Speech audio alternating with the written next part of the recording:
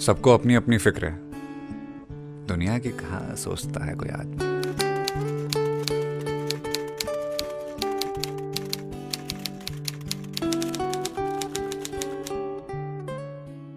आज ठंड थोड़ा और ज्यादा बढ़ गई है। हाँ, पर थोड़ी सी धूप दिखाई दी तो उससे थोड़ा सुकून सा मिला।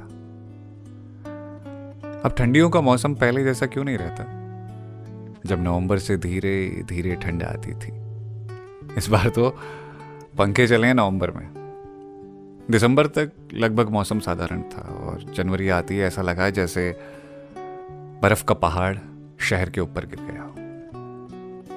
मौसम का कुछ इस तरह से अचानक बदलना थोड़ा अजीब सा लगता है मुझे। जनवरी का महीना आ गया है। नैनीताल में अब तक बर्फ नहीं पड़ी है, नहीं तो नए साल के आने तक बर्फ पूरा ढक देती थी नैनी को। जोशीमठ, वहां पूरे गांव पर मुसीबत आ पड़ी है।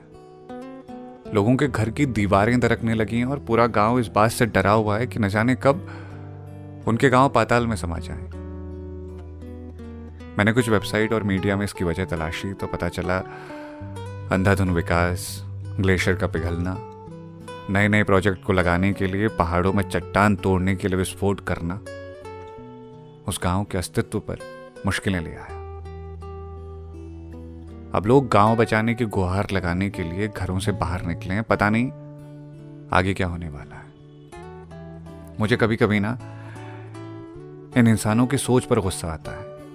ये क्यों बस अपना ही सोचते हैं? इन्हें क्यों समझ नहीं आता कि एक छोटा सा योगदान भी इनकी तरफ से चीजें खराब होने से बचा सकता है। मैंने बेहिसाब लोग देखे जिनकी आदत है कूड़े को बैग में रखकर डस्टबिन तक पहुंचाने की, पौधे लगाने की और अपनी तरफ से कुछ खराब ना करने की, लेकिन कुछ इसके बिल्कुल उल्टा है। उनको लगता है एक अकेले उनसे क्या हो जाएगा, इसीलिए वो अपनी तरफ से जितना खराब हो सकता है उतना ज्यादा खराब करते हैं। मुझे तो डर लगता है कभी कभी कि आने वाली पीढ़ियों को हम टेक्नोलॉजी और सुविधाएं तो दे देंगे लेकिन जिंदगी नहीं दे पाएंगे। जंगल बेहिसाब कट रहे हैं, बेहिसाब कंस्ट्रक्शन हो रहे हैं, नेचर को हम जितना खत्म कर सकते हैं करते जा रहे हैं। आज हो सकता है ये बातें कुछ लोगों को बिल्कुल बकवास लगें, लेकिन एक दिन आएगा जब ये बातें जरूरी हो जाएंगी सबके लिए। इतनी ज्यादा जरूरी कि इनके बगैर किसी का काम ही नहीं चलेगा। मैं सोचता हूं ऐसा कभी कभी कि यार काश हर कोई घर की छत और बालकनी पर ही थोड़े थोड़े पौधे लगा ले।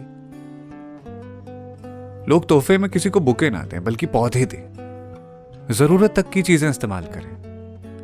खैर, ये दुनिया कहां समझेगी, उसके लिए तो ये सब ज्ञान की बातें हो जाएंगी। चलो, मैं भी तुमसे अगले पन्ने में मिलूंगा, कुछ और नई बातें लेकर आऊंगा। तो शुक्रिया इस पन्ने को सुनने के लिए। आज जो बातें मैंने कही, क्या आपको लगता है कि वो सच में जिंदगी में अपनानी चाहिए? हम क्या ऐसा कुछ नया कर सकते हैं जिससे आने वाली पीढ़ियों के लिए हम कुछ अच्छी चीजें छोड़ जाएं? आपको क्या लगता है कि ये चीजें अगर हमारी जिंदगी में आ जाएं तो शायद हमारी जिंदगी बदल जाए? अगर कोई ऐसा आइडिया है आपके दिमाग में तो प्लीज कमेंट करके बताना, मैं इंतजार करूंगा। शायद आप और मैं अगर उसे अपनी जिंदगी में अपनाएं तो शायद वो कहीं काम आ जाए। चलो, मुलाकात करेंगे अगले हिस्से में, कुछ और नई बातें लेकर आऊंगा। शुक्रिया।